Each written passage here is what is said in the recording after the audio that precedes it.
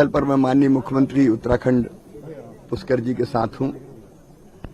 रात से ही हम दोनों शाम से ही कल संपर्क में थे 7 बजे के बाद, और यहां जिला प्रशासन ने मुख्यमंत्री जी के निर्देशन में राहत और बचाव के काम तत्काल प्रारंभ कर दिए थे।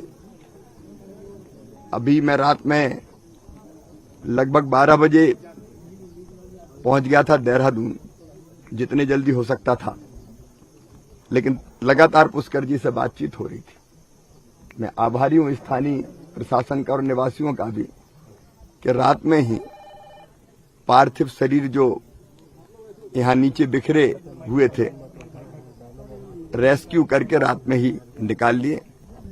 रात में ही पोस्टमार्टम हो गया और पार्थिव शरीर तीर्थ यात्रियों के देहरादून रवाना हो गए। लगभग 10 साढ़े 10 बजे के आसपास वहां पहुंच जाएंगे। वहां एम्बॉर्मिंग जल्दी करा के हमारी कोशिश ये है कि हम उनको ससम्मान घर पहुंचाएं। मेरी रक्षा मंत्री माननीय राजनाथ सिंह जी से चर्चा हुई और हमने आग्रह किया कि बस से बहुत समय लगेगा, गाड़ियों से बहुत समय लगेगा बाय रोड, तो कृपया करके एयरफोर्स का विमान अगर हमें उपलब्ध करा दें तो एयरफोर्स के विमान से हम जल्दी उनको घर पहुंचा पाएंगे। एयरफोर्स का विमान तीर्थयात्रियों के सबको लेने 2 बजे जॉली ग्रांट में होगा। वहां बाकी औपचारिकता पूरी करके एयरफोर्स के विमान से उन सबको खजुराहो एयरपोर्ट हम उतारेंगे और खजुराहो में हमारी गाड़ियां तैयार रहेगी, जहां से उनके गांव, जो वहां से खजुराहो से 1 घंटे के रास्ते पे है, उनके गांव पहुंचाएंगे। और कोशिश ये होगी कि आज ही ससम्मान अंतिम संस्कार कर लिया जाए। रात को कंट्रोल रूम में भी मैं बैठा था, वहां से भी हमारी आपदा प्रबंधन जो रूम है, यहाँ का व्यवस्था है, उसमें भी मैं गया था। अस्पताल हम गए, अस्पताल में ड्राइवर सहित 3 लोग और भर्ती हैं। अभी तीनों स्थिर है। मैक्स अस्पताल में उनका इलाज चल रहा है। हर संभव प्रयास ये कर रहे हैं कि वो बचें और स्वस्थ होके वापस जाएं।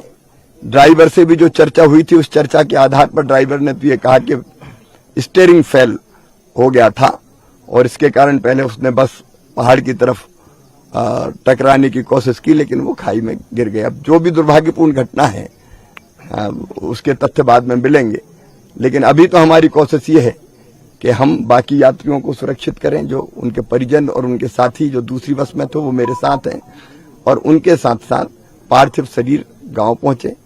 माननीय प्रधानमंत्री जी का और गृह मंत्री जी का भी मैं आभारी हूं।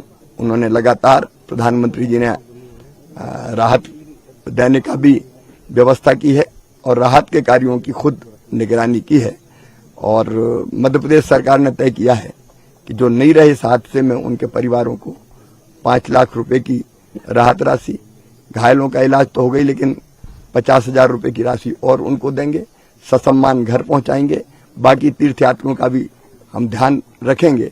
यथासंभव जो बेहतर से बेहतर हम कर सकते हैं, हम करने का प्रयास कर रहे हैं। और मैं उत्तराखंड के मुख्यमंत्री जी का एक बार फिर से आभार प्रकट करता हूं।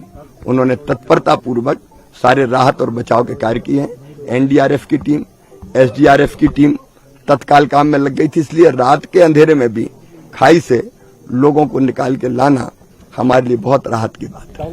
नहीं, देखिए, बहुत दुखद घटना है। और चूंकि जैसा अभी आपने सुना माननीय शिवराज जी को, उन्होंने पूरा बताया कि घटना किस प्रकार से हुई। डामटा के पास ये बस 30 लोगों को लेकर जा रही थी यमुनोत्री के लिए, और ब्रेक उसका स्टीयरिंग फेल हो गया, जैसा ड्राइवर ने बताया है। लेकिन उसके बावजूद भी हमने इस घटना के मजिस्ट्रियल जांच के आदेश किए हैं। और चूंकि 4 धाम यात्रा में लगातार लोगों की सुरक्षा, लोगों का आवागमन, उनका आना जाना सुरक्षित हो, उनके लिए सुगम हो, सरल हो, उसके लिए हम लगातार रजिस्ट्रेशन की व्यवस्था भी कर रहे हैं। उसके बावजूद भी ये घटना हुई है, बहुत दुखद है। और उस घटना में माननीय प्रधानमंत्री जी ने भी लगातार इसको स्वयं जो है व्यक्तिगत रूप से लिया है, माननीय गृह मंत्री जी ने लिया है, और मध्य प्रदेश के मुख्यमंत्री शिवराज जी ने लगातार इस घटना के बाद से उन्होंने वहां से पहले दूरभाष पर, और दूरभाष के बाद सीधे वो जब यहाँ पहुंचे हैं, उन्होंने कंट्रोल रूम में गए, मैक्स हॉस्पिटल में गए, सभी जगह गए। और हमारे प्रशासन के लोगों ने भी त्वरित रूप से जितनी कार्रवाई हो सकती थी, बचाव और राहत के जो भी काम हो सकते थे, एनडीआरएफ, एसडीआरएफ, सभी लोगों ने, जिला प्रशासन के लोगों ने लगातार कार्रवाई की। अभी तो हमारा एक सीधे ये है कि अभी उनके पार्थिव शरीर उनके घरों तक पहुंच जाए, उसके लिए हम लोग कोशिश कर रहे हैं कि जल्दी से जल्दी जौलीग्रांट एयरपोर्ट पर सारी औपचारिकताएं जो भी हैं वो जल्दी से जल्दी पूरी करवा के उनके घरों तक भेजें।